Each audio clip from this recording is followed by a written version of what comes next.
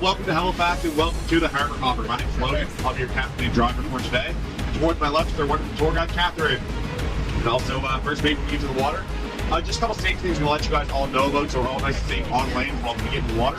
The beach was 10.5 feet wide. The reason why I tell you folks that, you guys will be close to trees, signs, cars, trucks, just about everything that gets in their way on the tiny streets of Halifax.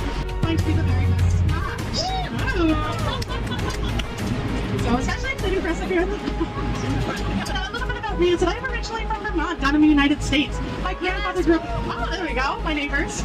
My grandfather grew up in Nova Scotia. He spent his entire life talking about how much he missed it. So when it came time for me to go to school, I figured I better find out what all the fuss was about. I graduated in 2022 with my honors in psychology from Dalhousie, but this January I finally got my permanent residency in Canada, which I'm very excited about. Thank you all so much. I'm really excited about it. Now this September I'm riding around on. Before these were known as Harbour Hoppers, they were known as LARC 5s. This stands for lighter. Amphibious, resupply cargo. The 5 stands for the number of tons that these could carry because they were originally built by the United States for the Vietnam War, meant to take the cargo out of the water and up onto the beaches. As I'm sure we might be able to imagine, because of this, when we first got our hands on these things, well, they looked a little different. They were painted black and beige with a great big set of shark teeth painted on the front, meant to look nice and intimidating. We wanted them to look a little friendlier, which is why we repainted them blue and green and put our mascot Tibber on the side. He is a frog, so his name is Ribbit backwards, hence the Harbour Hopper. Oh, very cute. Now, let's keep this the fact that these originally came with 2 50 caliber machine guns, one on either side of the front. Believe it or not, the people of Halifax, Nova Scotia didn't love to see us bear. Now, we care about all of you folks a lot, which is why we installed the finest leather seating that money can buy as we get up there. But in the meantime, I'll mention that Halifax was named after Montague Duck, the Earl of Halifax.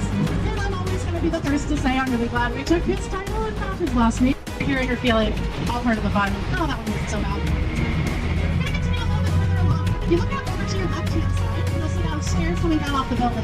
That is the Halifax Academy building, or it was. That was the very first school building placed in Halifax, and it's now owned by NASCAR, Nova Scotia College of Art and Design. When film crews come to Halifax, that is often where they set up shop. Keep looking out to your left because we'll go past Royal Artillery Park, and you can see cannons set up from the oldest iteration used at the Citadel down to the newest. And we'll talk about that in a bit here as we look down off of the hill. But in the meantime, welcome to Citadel Hill. Our sign welcoming you in English, French, and Mi'kmaq, the 3 official languages of Nova Scotia. We are currently turning onto the #1 most visited National Historic Site, and we're actually #4 in Canada. Last year we were #7, so all of you lucky folks coming out to visit us has been rising us up through the ranks. And if you keep doing it, I determine that at some point I'll be able to truthfully say that we're #1 in Canada at the very least. If you look out over to your right-hand side, you're going to see the Old Town Dock, commissioned in 1803 by Sir Edward Duke of Kent. He was in charge of the soldiers at the time, and they were always running late. And the believed it was because they were too poor to afford pocket watches, and how do you show on how to do dance all the time?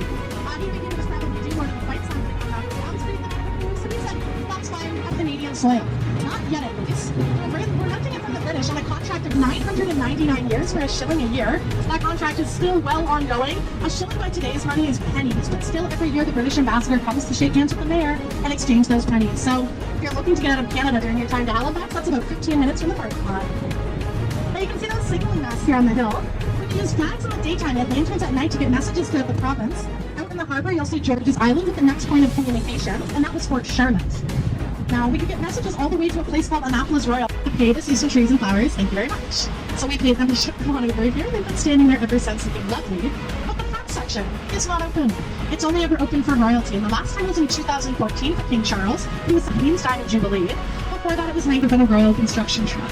It gets sung every New Year's. He's very famous, of course, over in Scotland and in Australia as well. We've had quite a few Australian guests come off and tell me that they're very well aware of him. So I'm not exactly sure what he did to get famous down there, but I love it. And welcome to Spring Garden Road, the busiest pedestrian street east of Montreal and north of Boston. Anything that you might need during your trip, you can definitely find here on Spring Garden. So if anything catches your eye and you want my 2 cents, or you're looking for recommendations after the tour, I'm more than happy to provide those. For the most part, on the microphone, I don't really like to talk about restaurants and businesses. We don't have any sponsors this year, and I really like to stick to the history. I do have one exception, which is going to be Jennifer's of Nova Scotia, coming up over on your left-hand side. 80% of their artwork from artists right here in Nova Scotia, the other 20% surrounding Atlantic provinces. If you're looking for a really great, authentic souvenir from local artists, this is a great spot to go. I have a few of my friends who graduated from NASCAR who have their artwork there, so if you want to support young artists as well. Always a good spot to check out. You can see from the window displays just how gorgeous everything is inside. I personally can't go in because I don't have any self-control and I risk my entire paycheck. So you have to go out on my back. Keep looking out to your left, we're gonna come up on the very last Victorian style house up on Spring Garden Road. This was originally a residential area, so you could find these houses all up and down the road. But as time went on, businesses came in and pushed them out. That one is for lease, and it's actually for sale for the very low price of $8.9 million. So if anybody wants to open up a 50th coffee shop on Spring Garden Road, we can all pull our money after the tour. If you look out over to your right-hand side, on the lights will be coming up on the Halifax Central Library. It's a beautiful building that completed construction in 2014 and quickly received a number of architectural awards. My favorite feature is the rooftop cafe, so you can go all the way to the top floor, buy a coffee, and go out onto the roof to get beautiful views of downtown Halifax. On your other side, over to your left, you'll see the Halifax Memorial Library, so we quite literally carted books from one location over to the other. And we're also going to see the very nicest man in all of Halifax as we go by. He's busy right now, but typically he gives a wave. And I'm not calling him that just because sometimes he gives me free lunch. Let me have this. Keep looking over to your left-hand side. We'll be coming up on St. Mary's Cathedral Basilica, boasting North America's tallest freestanding granite spire. All right, so to go from a bus to a boat, we need to have lots of enthusiasm. Are we excited? Yeah, that's going to do us well. Here we go.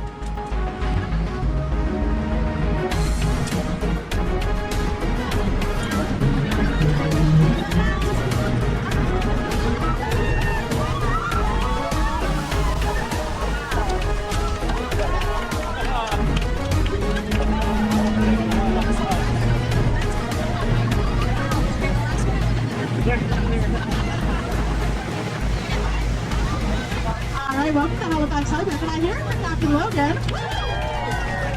Hey, I told you it was pretty good.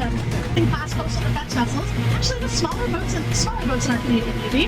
The larger frigates are back further in the dockyards. If you are really hoping to get to see those, unfortunately, we don't have the clearance to go by them. The Navy's pretty strict about that, believe it or not. But if you drive by on the road, you should be able to see it in the dockyards pretty well.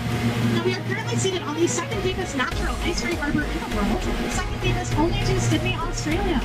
And over on the other side of our harbour, we have our sister city of Dartmouth, Nova Scotia, which was colonized 1 year after Halifax in 1750. I'm shot in historic properties and started a bank. And over 39 years, that bank will develop into CIBC Bank. So CIBC Bank was probably started by a pilot. Alright, we're going to come across the ferry terminal here. This is the longest continually operating saltwater ferry system in North America, started by one gentleman in a rowboat, back and forth across the harbour, out of the goodness of his heart. But it was slow going, and he could only take one other person at a time, and he insisted you were not allowed on board his rowboat. Full high and low tide, but both lights up and sparkles, and you can catch it after sundown. It's especially really beautiful. We'll also come up at the Maritime Museum of the Atlantic, just behind that metal frame that you see being built there. And you can see that they have a series of naval flags on the back, and it looks like today they do spell out hello to 15 Harbour Hopper. Just kidding, that'd be cute. They actually spell out fair wind, safe return, a message to the outgoing ships from the Halifax Harbour. And if there's any maritime or naval history that I have mentioned or will mention that sounds really neat, and you'd like to take a deeper look into any of that, that is the perfect spot to go. In particular, there are exhibits on the explosion and the Titanic. Now you'll see that CSS Acadia here, the only boat afloat to this day to have survived both World Wars and the Halifax explosion. Looking pretty good for going through all of that, thanks to our friends at the Maritime Museum. They're not yet open to the public. They're hoping in the next year or so to be able to do that.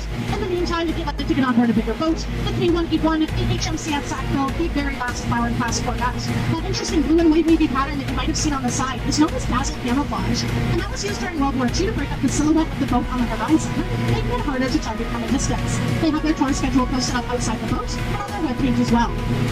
Now, I pointed out Joyous Island from the top of the Citadel. You'll see that signaling mast that I mentioned. And for a long time, it was actually illegal to go over to Joyous Island because there's a system of tunnels crisscrossing down inside the island itself that originally been used to sneak around military personnel in Syria. You can see that we have a cruise ship into our cruise ship terminal right now. We can actually pull up to 5 cruise ships at the same time, and we often do that for September and October.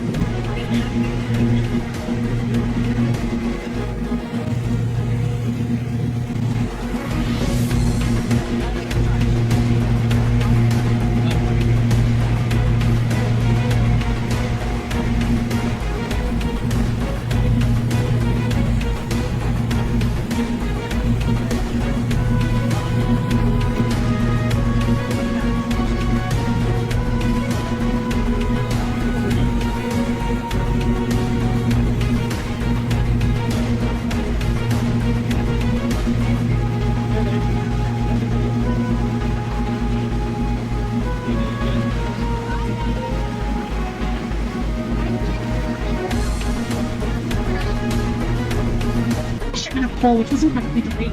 Traffic control and confirm that we've exited the water.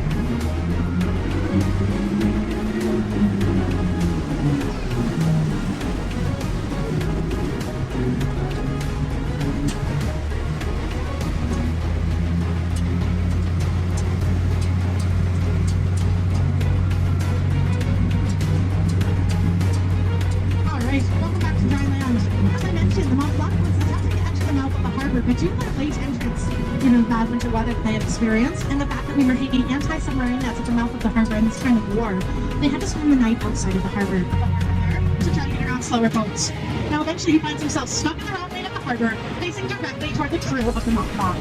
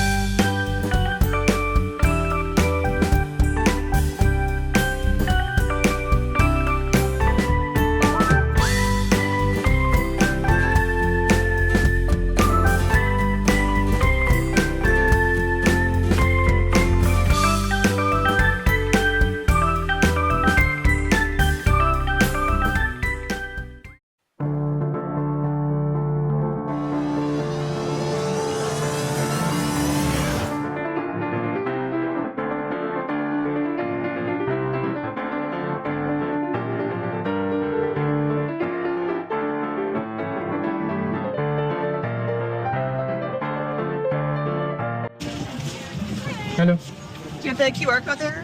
Perfect. Mason, you're all set.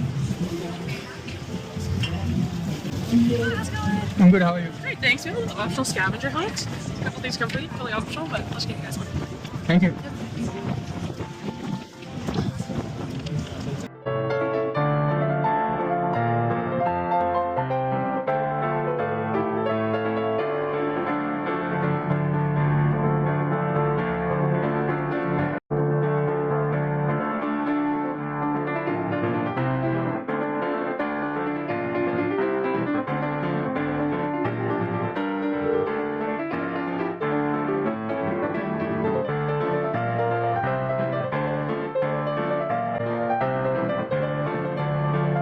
And our mate Dan today. So I'll give you just a little safety briefing, but before we begin, I would like to acknowledge that this tour, as well as Halifax in general, is situated in Mi'kmaq, which is the traditional unceded and unsurrendered land of the Mi'kmaq people. So there are just a couple of safety features that you should all know while you're on board with us. And anyone who's doing our deckhand for the day, certificates, then keep this ear out because there's a little couple hints. So we do have 3 life rafts on board. There's one behind me at the bow or the front of the boat, and then 2 located at the stern or the back of the boat. Halfway through the tour, I'm going to take a little break to have some party jams and get real weird in here.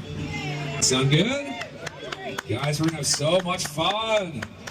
All right, see you later, everybody. Here we go. This is a really special tour. We've got people from all over the world on this tour. We've got people from Toronto.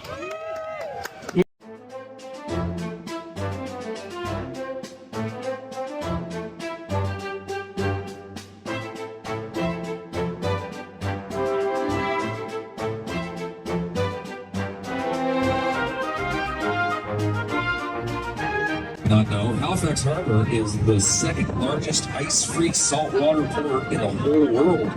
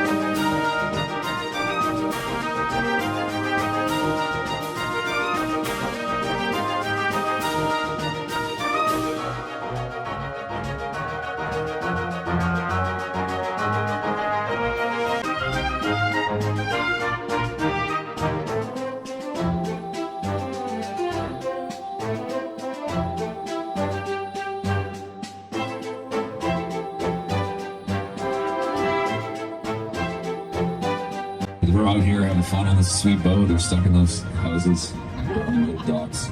Yeah.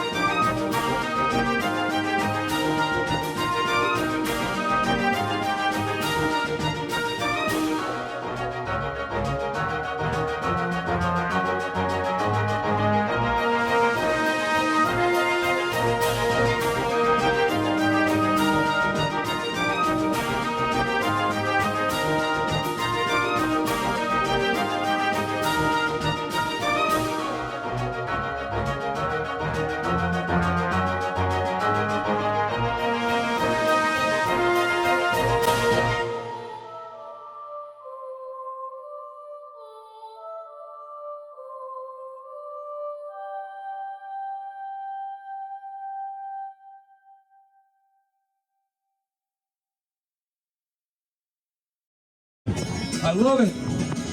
You don't have to feel like a waste of space. You're original. You cannot be replaced. If you only knew what the future holds after a hurricane's a pretty rainbow. Maybe the reasons why all your doors are closed. You can open one that leads you to the perfect road. And like a lightning bolt, your heart will blow. Dad, when it's time you'll know. You gotta ignite. You ready? Go live.